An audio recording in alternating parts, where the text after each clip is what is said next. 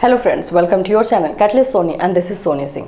Friends, आज मैं आप लोग के लिए जो वीडियो लेकर के आई हूँ, आप ही में से एक स्टूडेंट ने ये कमेंट किया है, मैसेज किया है कि उनको जो है निष्कर्ष कैसे लिखना है आंसर एग्जाम में, वो बताने के लिए। जैसे मैंने आपको बताया है कि जब भी आप आंसर लिखेंगे उसमें निष्कर्ष का क्या रोल होता है और निष्कर्ष कितना इम्पॉर्टेंट है।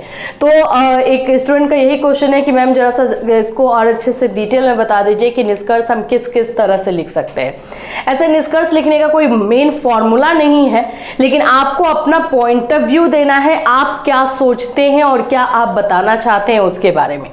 तो फ्रेंड्स, आज के वीडियो में आपको बताने वाली हूँ सबसे पहले तो निष्कर्ष कितना इंपॉर्टेंट है और इसको हम कैसे लिखेंगे अपने आंसर में इसको।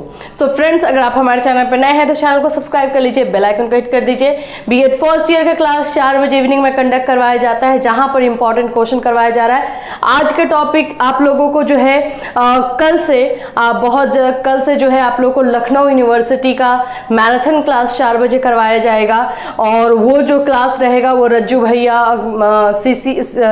भैया लखनऊ, ये सारे यूनिवर्सिटी के लिए है, क्योंकि हम जो कल का मैराथन क्लास करेंगे शिक्षा यानी एजुकेशन एंड फिलॉसफी, दर्शन, इन दोनों से रिलेटेड करेंगे।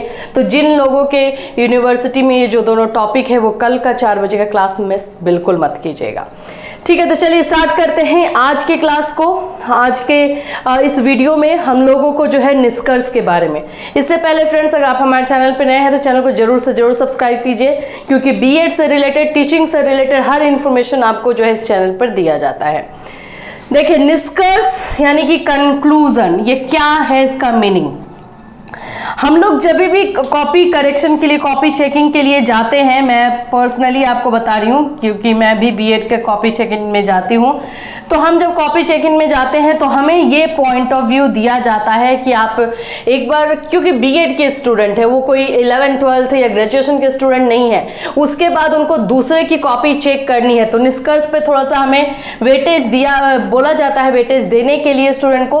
तो जब भी आप अपना आंसर दें उसमें कंक्लूजन जरूर लिखें, कम से कम 2 से 3 नंबर आप लोगों को ये दे करके जाता है लॉन्ग में, तो इसलिए ये बहुत इंपॉर्टेंट है। आपको शॉर्ट में भी लिखना है, लॉन्ग में भी लिखना है। अब है कि हमको निष्कर्ष लिखना कैसे है।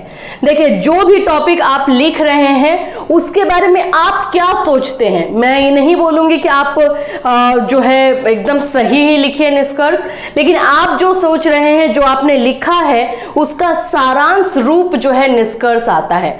मान लीजिए कि हमने जो है शिक्षा के बारे में लिखा, एजुकेशन के बारे में कि एजुकेशन क्या है, एजुकेशन की विशेषता, ये सारी चीज़ें हमने लिखी, तो ठीक है, ये हमारा हुआ। तो लास्ट में पहले हमने एजुकेशन के अर्थ लिखे, फिर उसके बाद से जो डेफिनेशन आया है, जो फिलोसफर की डेफिनेशन है वो लिखे, उसके बाद से हमें अपना पॉइंट ऑफ व्यू देना है।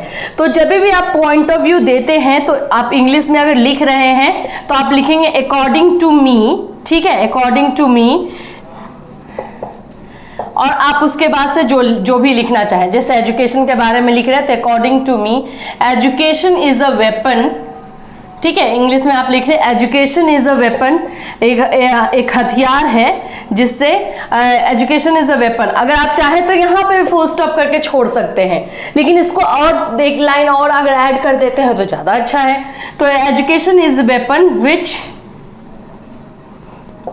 gives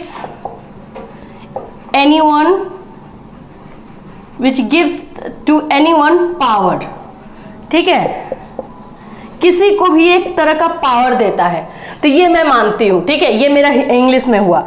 इसी तरह से अगर हमें हिंदी में लिखना है तो हिंदी में हम लिखेंगे, हिंदी में लिखने के बहुत सारे तरीके हैं, तो उसमें हम लिख सकते हैं उपरोक्त,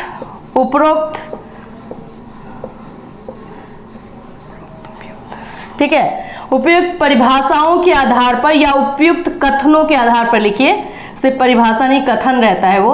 उपयुक्त कथनों के आधार पर मेरे अनुसार, ठीक है, या मेरे ख्याल से या मेरे विचार से, जैसे भी उपरोक्त कथनों के आधार पर मेरे विचार से, अपना विचार देना है ना, मेरे विचार से शिक्षा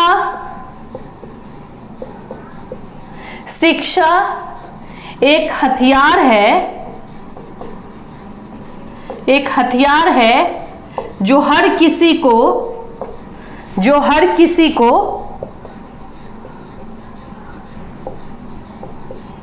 शक्ति प्रदान करती है। ठीक है, ये हो गया, कंक्लूजन खत्म। बस ये मैंने अपना विचार लिखा है, ये नहीं हम बोल रहे हैं कि जो ऊपर में लिखा हुआ है उसी के अनुसार हम लिखें, वही लिखें। हो सकता है स्किनर का अलग है, हो सकता है महात्मा गांधी एजुकेशन के बारे में अलग सोचते हो, रविन्द्रनाथ टैगोर का अलग विचार है। मेरा विचार लिखना है ना, तो अब मेरा विचार यही है कि मेरे according education is a weapon which gives to anyone और टू एवरीवन। यहाँ पे एनीवन मत कीजिए, एनीवन निगेटिव हो जाता है, तो टू एवरीवन कर दीजिए, टू एवरीवन पावर। ठीक है, सबको पावर देता है, शक्ति देता है। तो इस तरह से हिंदी या इंग्लिश आप अपना कंक्लूजन लिख सकते हैं। अब बात आता है कि कंक्लूजन कितना लिखें। देखिए, ये बिल्कुल लिमिटेशन नहीं है, चाहे आप लॉन्ग क्वेश्चन का आंसर लिख रहे हो, चाहे शॉर्ट का लिख रहे हो। कंक्लूजन आप 4 लाइन में लिख सकते हैं, कंक्लूजन आप 2 लाइन में लिखिए, 3 लाइन में लिखिए, 6 लाइन में लिखिए, हाफ पेज में लिखिए, 1 पैराग्राफ में लिखिए, कितने में भी लिखिए, लेकिन कंक्लूजन लिखिए जरूर, ये बात याद रखिए। अब जैसे भी आपका सोच है, अब आप छोटे बच्चे हो नहीं कि आपको सेंटेंस फॉर्मेशन सिखाया जाएगा कि अपने वाक्य कैसे बनाए जाते हैं, लेकिन जो आपने ऊपर में टॉपिक पढ़ा उसमें आप 1 लाइन में सोचिए कि अच्छा इसका कंक्लूजन मैं क्या दे सकती हूँ या मैं क्या दे सकता हूँ, और उसको 2 लाइन 3 लाइन 4 लाइन निष्कर्ष करके लिख दीजिए। बिल्कुल ये कंक्लूजन हर स्टूडेंट को शॉर्ट क्वेश्चन में भी एंड लॉन्ग क्वेश्चन में भी लिखना ही लिखना है, ये कंपलसरी मान के चलिए। सो आई होप कि ये निष्कर्ष का कंक्लूजन का जो है फंडा आप लोगों का दूर हुआ होगा, इसमें कोई भी प्रॉब्लम आप लोगों को नहीं है। फिर भी अगर प्रॉब्लम है या नोट्स बनाने में प्रॉब्लम है, एग्जाम में कैसे लिखना है उसमें कुछ प्रॉब्लम अभी भी आपको आ रही है, तो आप इस वीडियो में कमेंट कीजिए। डेफिनेटली आपके कमेंट को ध्यान में रखते हुए हम आपको वीडियो लाएंगे या फिर आपको रिप्लाई किया जाएगा। फिर मिलूंगी, till then have a nice day.